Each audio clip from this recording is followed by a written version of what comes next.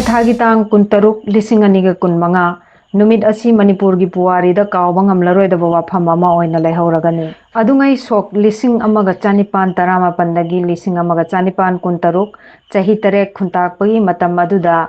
ibudau Gambhir Singh amadi ibudau Nara Singh makhoi anina Manipur bo awagi makhutagi kanba ngamgani ngamloi khangnanaba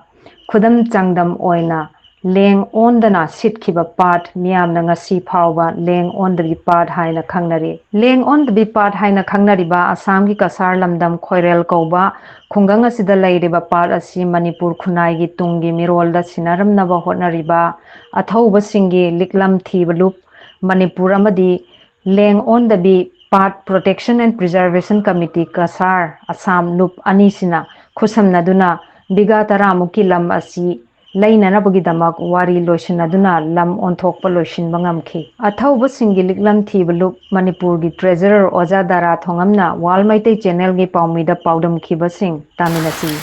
Ngasi July Tanga Kunga Taruk Soglising Anika Kunga Manga ing Tawan gi Nini Pan Bayai Paraba Thangjan Mirase. Aikogi Manipur gi Puari da Kawangam Loredaba Yamna remark Kabaloy but death amani haidunai khoi miyamda thamjari madudi maramdi karigino harkanda adungai sok lising amaga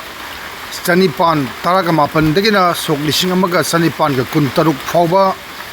matamadugi sahi taret kuntak ba haiduna khoigi ngasigi aikhoigi Manipur gi puari da tanaba thanaba yaroi da badugum laba sahi taret kuntak ba Haiba matamadugi ining thau Gambhir Singh amadi ining thau Nara Singha masin manau ani asina Cachar lamdam asida sathup tuna leire harkanda awagi makhutagi Manipur bu amuktang liberate toba ngamnanaba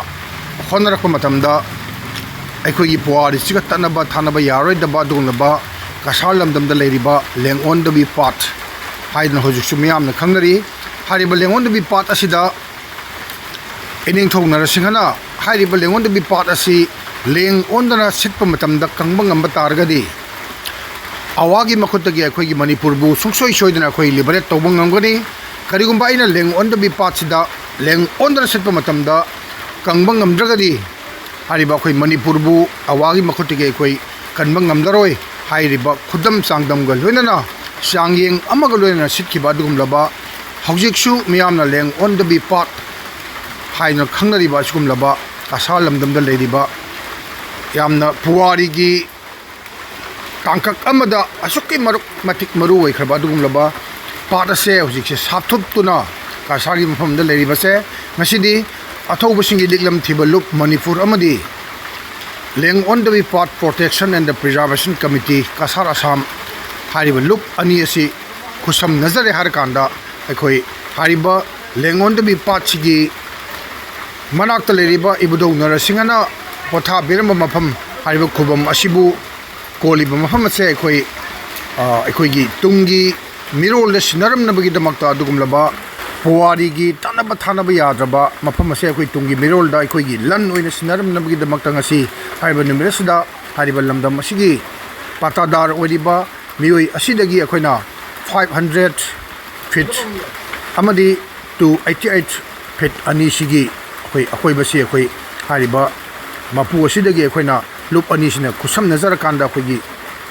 leira kanda akhoi jati gi lan noina akhoi tungi mirol sinaram nabagi damakta lamdu onthokpa amadi hariba mapu asi yauna akhoi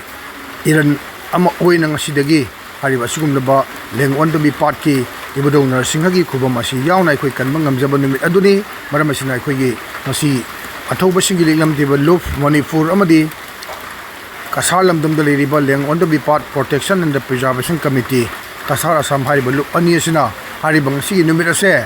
puwari gi kaungomdraba numit ama oina akhoi tungi mirol da khangna horasunu haina miyamda thamjari